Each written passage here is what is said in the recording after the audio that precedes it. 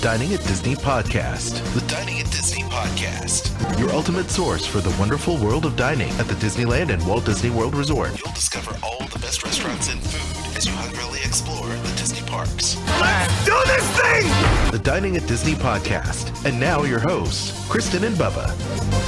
Welcome to the Dining at Disney podcast. I'm Kristen, and with me is Bubba. We are longtime Disney Park annual pass holders who absolutely love Disney food. Yes. For those of you joining us for the first time, welcome. And please make sure you like, subscribe, and click our notification bell so you know when we post new content. How are you doing? It's more weekend now. Yeah, it's the weekend now, so I'm doing great. Father's Day weekend, so it's been busy out there with traffic and going to the stores, and it's a busy day today. Is going back to work a nice change of scenery for you? It kind of is. You know, luckily I went back this week, and I actually picked up a gig tonight just playing music. So yeah, the calls are coming back, which is great. Yeah. Oh. It'll be nice when the world goes back to somewhat being normal. Somewhat. It's getting there, little by little. So what are we talking about today? Oh, we got a lot of stuff. Well, not a lot, but a very important stuff. We have a new place in Disney Springs opening up, which is going to be Gideons Bakehouse. We also have a lot of info about dining reservations, AP reservations.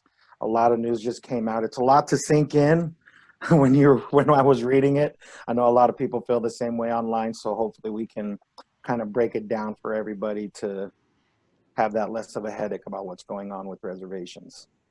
I know it was actually a listener of ours that asked us if we would be willing to talk about it and explain some of the stuff, Megan. So thanks for the show suggestion, guys. We do love it when you tell us what you want to know about and what we can help you with when it comes to your Disney dining needs. So yes. So today this is thanks to Megan. So okay, so I'm going to start off, I think, by reading what they have about the new theme park reservation system.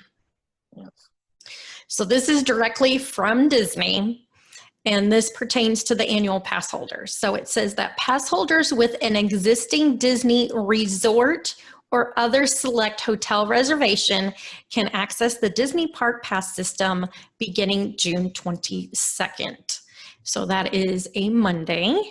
It says while all annual pass holders are eligible to make theme park reservations starting June 26th, pass blackout dates apply, and you should check the applicable, however you like to pronounce it, blackout calendar for your pass type prior to making your theme park reservations.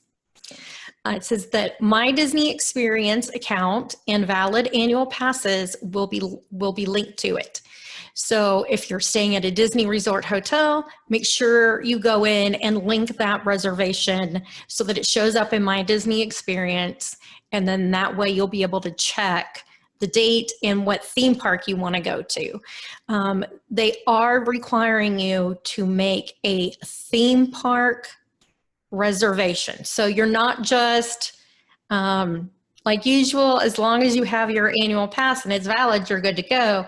But now everybody is going to be required to select what park, what day. So you have to actually make a park reservation. And you can do that as an annual pass holder. You can do reservations for up to 3 days at a time. Yes. Or if you're going to be staying at a select resort for those eligible days. So the entire length of your resort stay, you'll be able to do that. So that's a lot to think about just when it comes to, Disney isn't an easy thing to plan to begin with. And I know one question people ask is, what about park hopping? Okay, so park hopping is not going to be happening at this time. So that's one thing. Another important thing to know is that they are doing a pass holder preview, and it says weekday select Theme Park Select, Silver, Gold, Platinum, Platinum Plus, and Premier Pass holders will have the opportunity to register for a special preview opportunity at Magic Kingdom or Disney's Animal Kingdom for July 9th or 10th. Email invitations with registration details will soon be sent out. Reservations are required, limited, and will be available on a first come, first serve basis. Wow. It's just, to me, unfortunately, this is making things just, there's so much reservation thinking and planning you're going to have to do now that it's kind of crazy, you know? It's definitely going to be a headache, but people want the park open. This is the best system that they have. I'm just worried about the site crashing once everybody tries to go and make those reservations, and just a complete headache of waiting and seeing what happens. I mean, this happened with D23. The site, it crashed the day everybody made reservations, so they had to wait the next day or two, and even that was a headache when the system was back up. So that's I think to prevent that, one of the things they have done is that on June 22nd, Disney Resort guests are the ones, which also include annual pass holders who are staying at a resort, can make their park reservations that day. So if you are an annual pass holder and you're not staying at a Disney resort, you have to wait till the 26th. You wait till the 26th. Gotcha. And at that point, you've got 3 days you can schedule to do, whatever parks you want. It says that the pass holder preview at Magic Kingdom and Disney's Animal Kingdom is taking place on the 9th and 10th. And that July 11th is the official opening for both of those parks. And then you've got to wait 4 more days if you want to go to Epcot or Disney's Hollywood Studios. They'll be opening that day.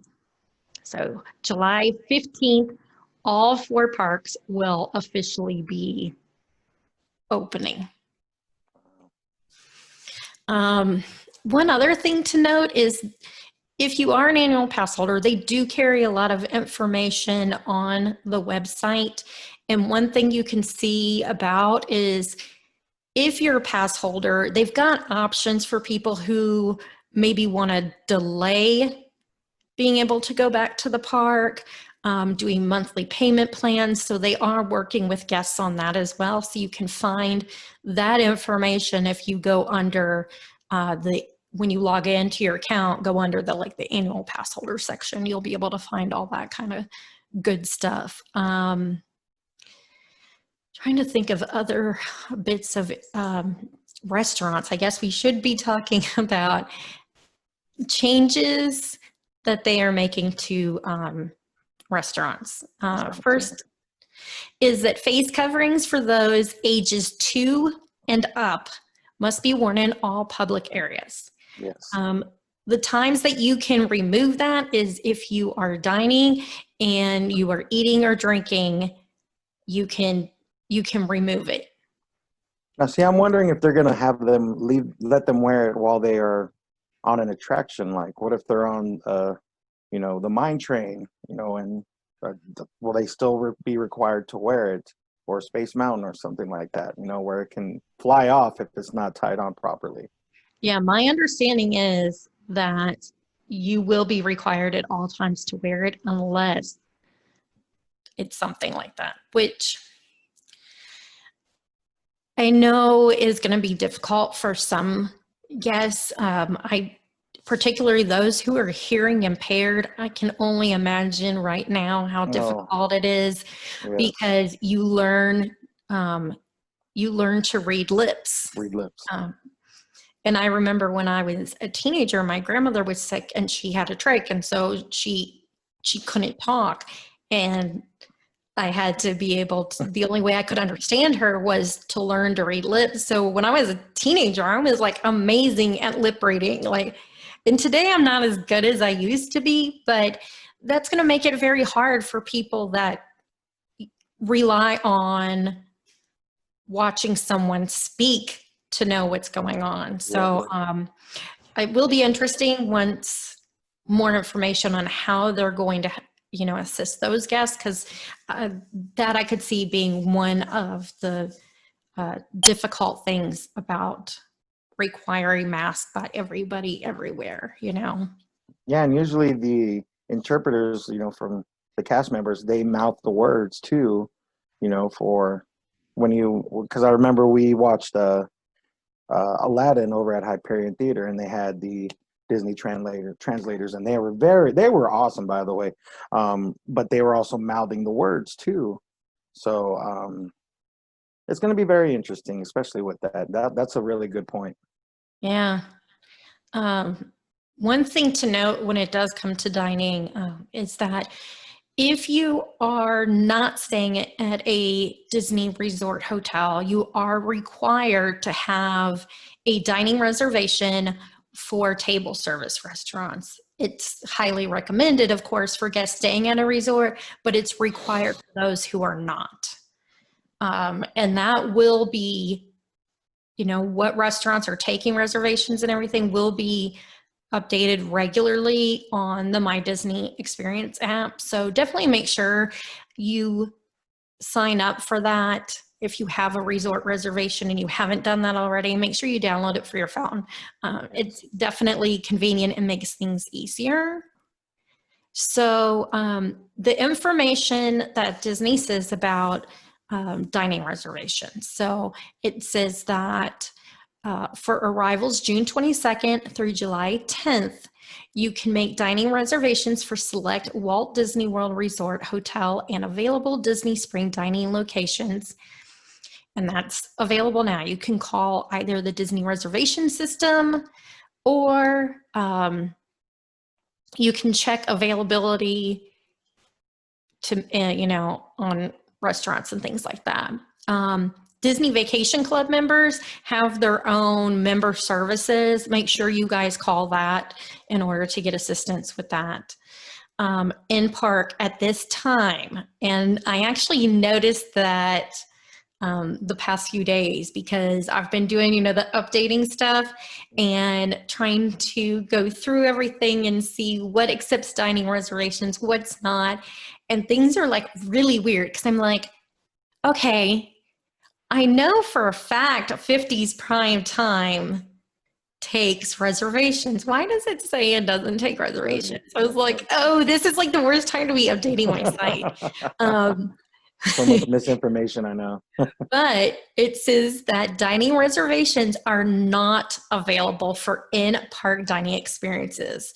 They will be resuming at a later date, but currently that's going to be not going to be available that way. Wow. So you just basically have to wait in line.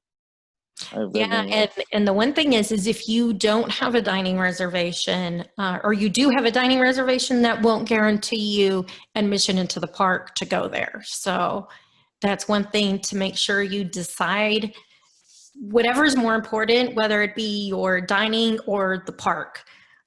Pick the important thing first, so that if it's that you need to dine at this particular park, then that's what you need to plan on going to that park, since you can't do the park hopping at this time. Yes. Disney Springs now, a lot of their restaurants do accept reservations as well. So that's something that makes it a lot easier too.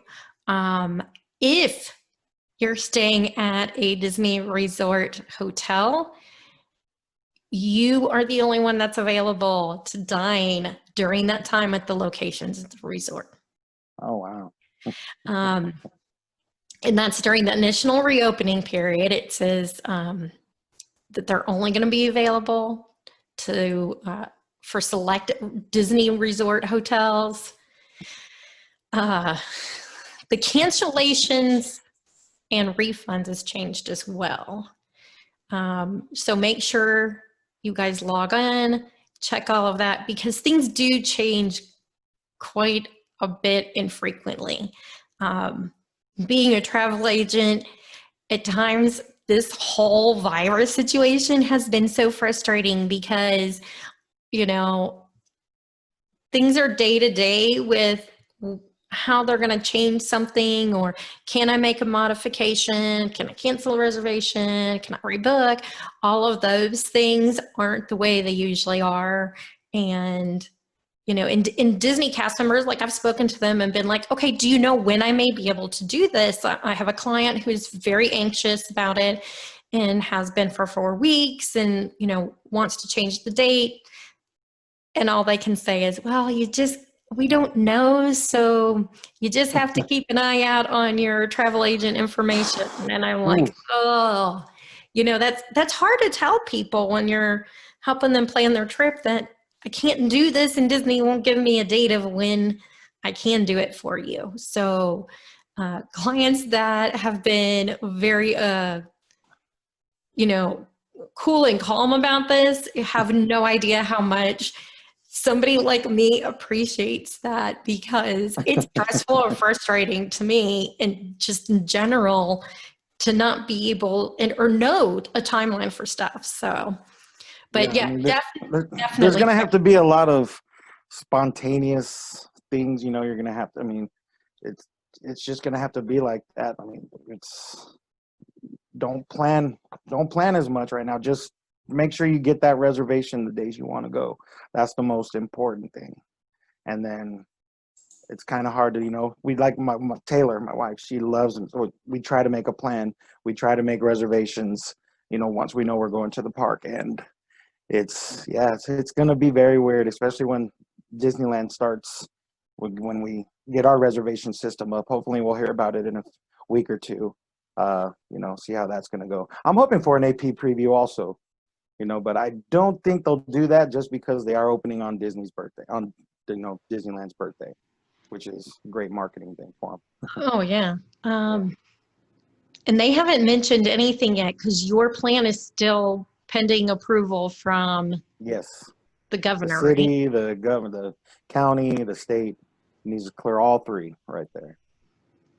And we just got the order, and I know Florida, Orange County and Florida just got the order for mask required in our state and in Orange County, where Disney World is. You have to wear a mask now, starting today, in fact. So it's required everywhere. And that's for everybody. It doesn't have exceptions to the rule, right? Other Yeah. than, is it ages 2 and up? Yes, ages 2 and up, I Okay. believe. Yeah. Uh, what's it's weird going on in California is a lot of the cities are saying, yeah, he said, our governor did say that, but we're not gonna stop you. We're not gonna ticket you. We're not gonna, you know, pull you aside and say, where's your mask? You know, and then city buildings are still saying, no, if you have a mask and if you don't have a mask and you need to come in, you're more than welcome to. So, you know, some leniency there with our city here. But yeah, it's just wear your mask now, folks. That's all I got to say. I got mine just in case if we need to wear it while we're podcasting. I actually, now that you say that, what's actually funny is that in my drawer, I've got doors to my office here. And because sometimes being in a new home, we're still getting people occasionally coming in to fix things or deliver something. Yeah. And I have a mask in my drawer as well, because that way if somebody comes into my house while I'm doing something in here, then I can just like grab it out, and I'm not like, oh no, somebody's door, I gotta run and find one, you know? Yeah. Oh, oh, that's crazy. That's craziness. Um, we do have other good news though, right? Yeah, for Disney Springs, I believe we have a new uh, bake. It's called Gideon's Bakehouse. And I don't know about you. I mean, you showed me these pictures. Wow, these baked treats look amazing. And I'm getting hungry just looking at it. So apparently, Gideon's Bakehouse is a multi-award-winning local business, and it's opening its second location in Disney Springs, Walt Disney World. The original location opened in 2016 in Orlando, and on an $800 budget. Wow! So they their taste must be great if they worked on that budget right there. And I'll tell you though, looking at those pictures, like I mean, in the names of these things, peanut butter crisp, cookies and cream. There's a pistachio toffee dark chocolate. And I'm looking at these, and it almost looks like raw cookie dough does, that Yes, really it does. soft, and it is covered. It's not like, oh, here's a cookie and you see, a few of your chocolate chips or whatever in it. This thing is like coated all on the outside. I'm just like, oh my gosh, when this place opens, I cannot wait to eat there. And the best part is you don't have to have an annual pass to go here or a theme park ticket because it's in Disney Springs. So anybody who's visiting Orlando can try their delicious cookies and stuff. No, these look great. They have a popular coffee cake cookie, which is only available 1 month a year. Wow. Wow. Or they're going to introduce a hot cookie hour each evening. So every night for 1 hour, they're just going to bring them out hot, I believe. And you just pick it right out of the pan. Oh, that sounds delicious. I love cookies as soon as they come out of the oven. Oh, yeah. There's nothing better than a fresh cookie. Yes. And then offering never before seen creations like their new line of double frosted cakes, too. So not only do they have cookies, they have cakes. Oh, my. Double frosted. Double frosted. Oh, I wonder if they're going to have one if you have like fondant and then a different kind of frosting type on top. Ooh, that could be interesting. That will. Oh, but yeah, you guys got to look at these cookies. They're just simply to die for. Yeah, I need to post this on Dining at Disney. But until then, guys, make sure you check out our friends over WDW Park Hoppers. I know they already have an article up about this, so you can always see the pictures and stuff there. I did see that it's going to be located in the landing, which across from Jock Lindsay's Hangar Bar. So that's like kind of right in the middle of all of Disney Springs, like the center of the long stretch that is, shopping and dining and everything else fun. Now, there's no exact date yet, right? Is that correct, of opening? Yeah, I have not seen. So, but they are opening in 2020.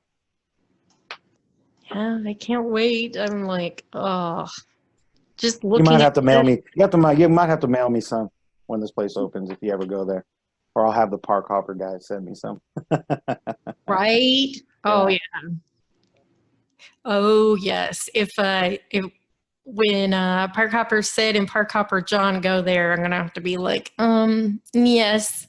I don't need pins. I don't need hats. I need cookies. Send me a box of cookies, please.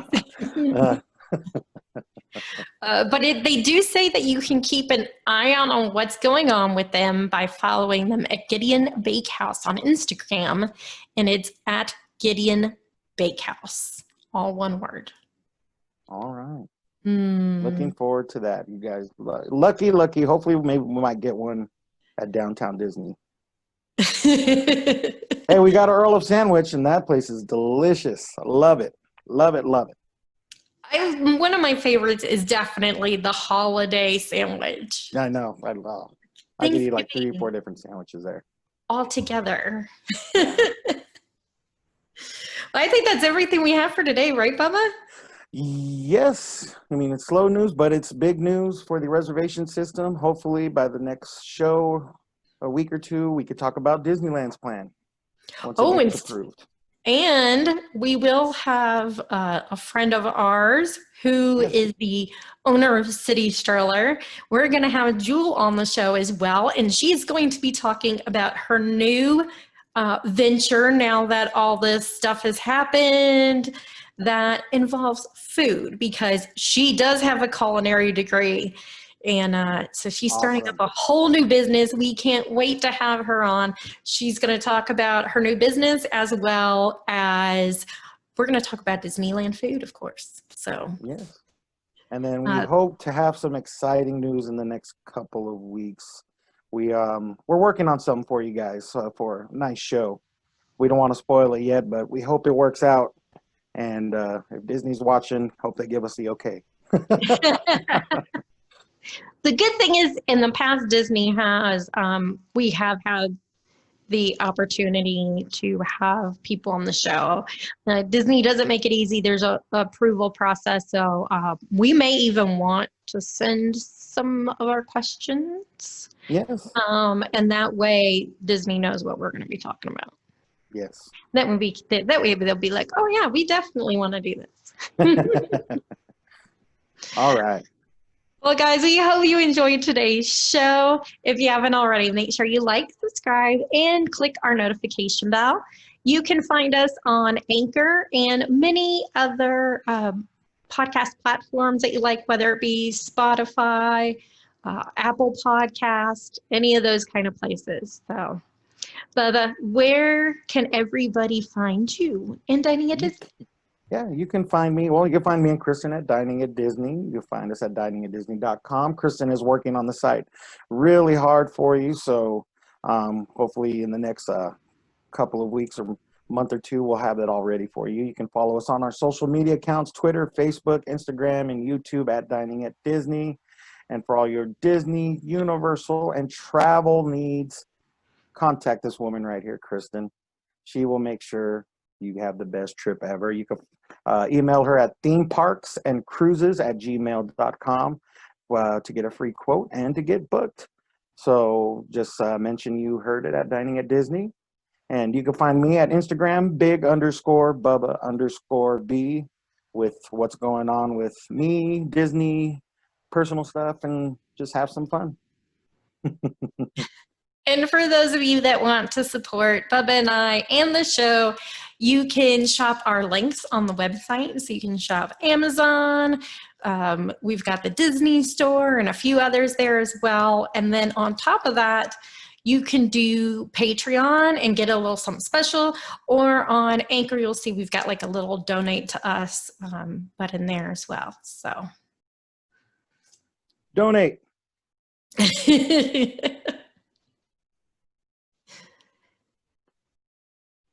Oh, sorry. That was me.